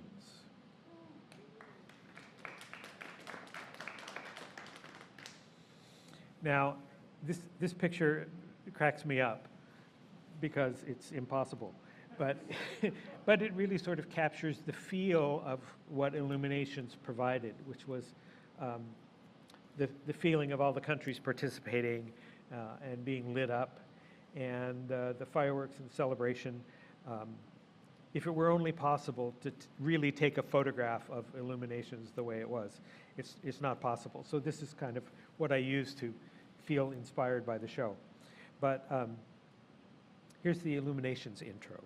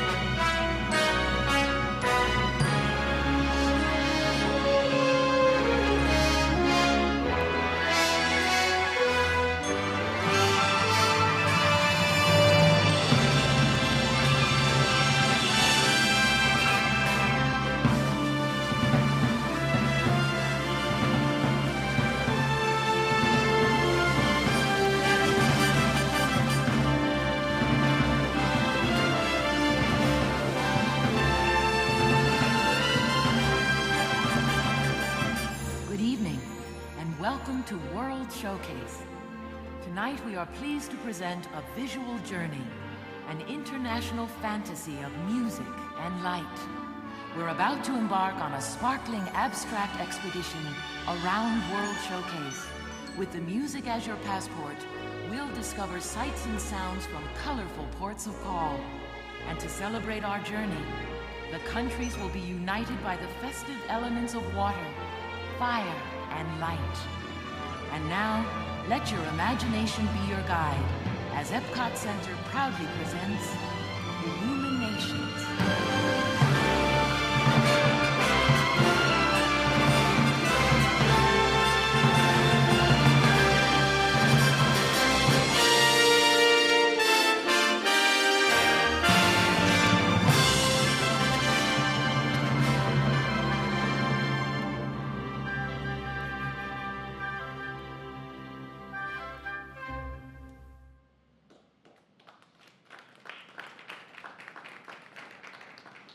A beautiful theme was composed by Bob Krogstad, who was a find of Ron Logan. He said, this guy's got some musical chops, see what you can do with him. And he created that beautiful opening number for us. Now, the main gag of IllumiNations was, of course, the rim lights on each of the pavilions and the colored wash lights. And we also had electronic screens, like water pageant screens, on the rooftops of each pavilion that would add elements of graphic as well there. And then we retained all of the lasers that we had used in Laserphonic Fantasy as well. Here's a projection that we put on American Adventure, which sort of turned it into the Capitol. And we were hoping that we could enable projection mapping to do more with the pavilions, but there just aren't a lot of flat pavilions. And projection mapping at this time was basically a slide projector with a painting in it that was projected on a building. There was none of the laser projection and none of the technology available at this time, 1988, to accomplish anything near what we were doing with the castle nowadays. So next up was holiday illuminations. Let's take a quick look at that. Good evening, this is Walter Cronkite. Tonight, we welcome you to a joyous celebration of the season. Welcome to Holiday Illuminations.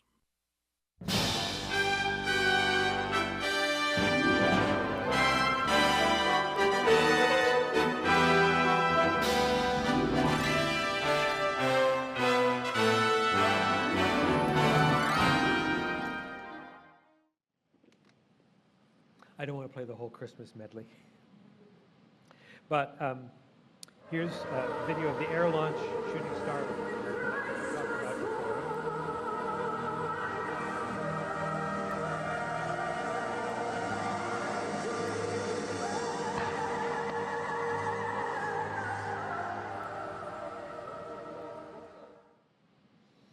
And because we enjoyed the ice skaters so much, we made a ballerina section for the Nutcracker suite.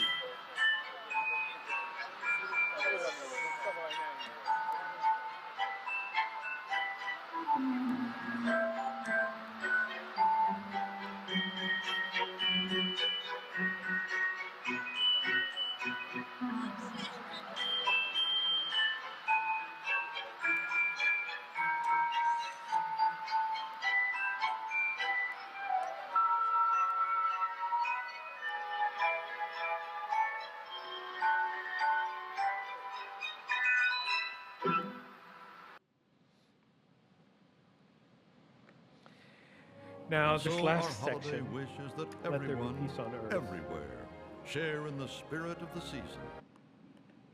I'm going to start that slide again. And so our holiday wishes that Actually, I'm everyone, not going to start it again. I'm going to start it in a minute.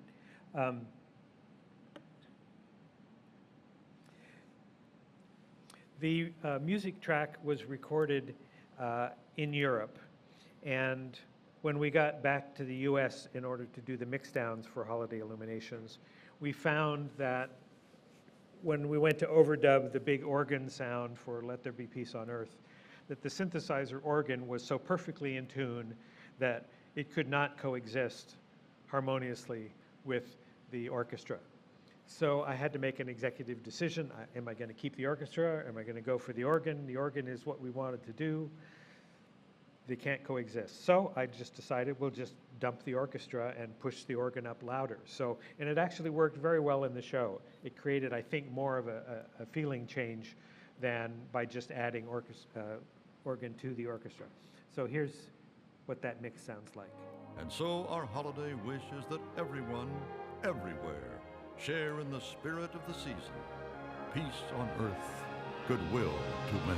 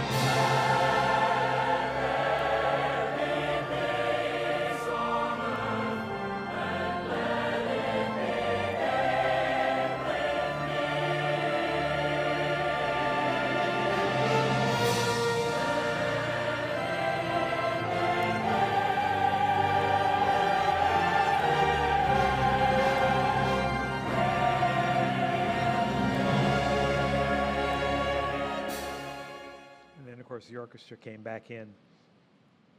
But those are the kind of things that you discover in final mixdown. You just have to find a way through it.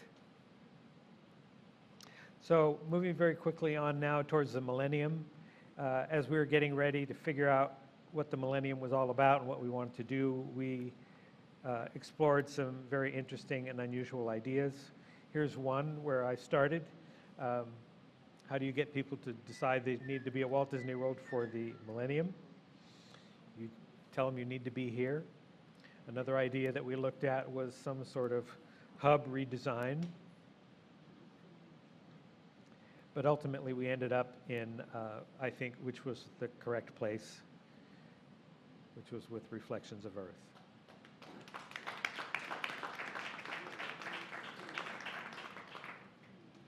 Now, the LEDs that we used on the original Earth globe, this was back when LEDs still only came in one color. And so we would combine I think it was 4 blue LEDs with 4 green LEDs and 2 red or something like that. There was a formula for the number of LEDs you had to have of each color in order to generate what appeared to be a white LED lumen that you could actually control. This picture is, these are some of my favorite pictures of the Earth globe screen. These pictures were taken by Bill Zanetti. Thank you, Bill, for the great pictures. He caught them at exactly the right moment. So here's the opening air launch effect that was made possible. And this is comprised of 2 air launch shells operating separately. One shot from UK that comes sideways. This is our sideways air launch shell. And the second shell coming up from the Inferno barge in the middle of the lagoon. And because it's air launch, you don't see it rising up. There is no time fuse burning to give away its presence. So the trick was to combine the arrival time and space in perfect relationship so that it looked like it was one effect. So you didn't see this one at all, but you got the burst as this passed through the effect.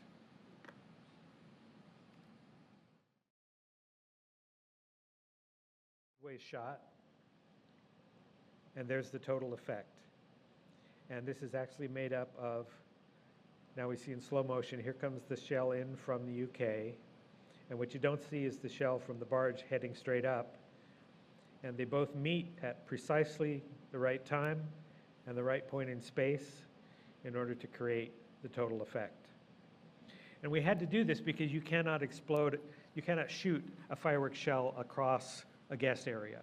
So we had to use the single comet shot, which was relatively safe. We had proved that with holiday illuminations and combine it with the other shell.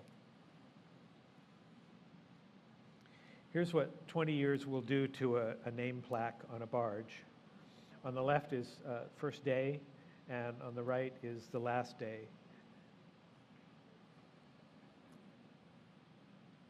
A little worse for wear. So let's say goodbye to Reflections of Earth one last time, and thank you for joining me. Good evening, and welcome. We've gathered here tonight around the fire, as people of all lands have gathered for thousands and thousands of years before us, to share the light and to share a story. An amazing story, as old as time itself, but still being written. And though each of us has our own individual stories to tell, a true adventure emerges when we bring them all together as one. I hope you enjoy our story tonight, Reflections of Earth.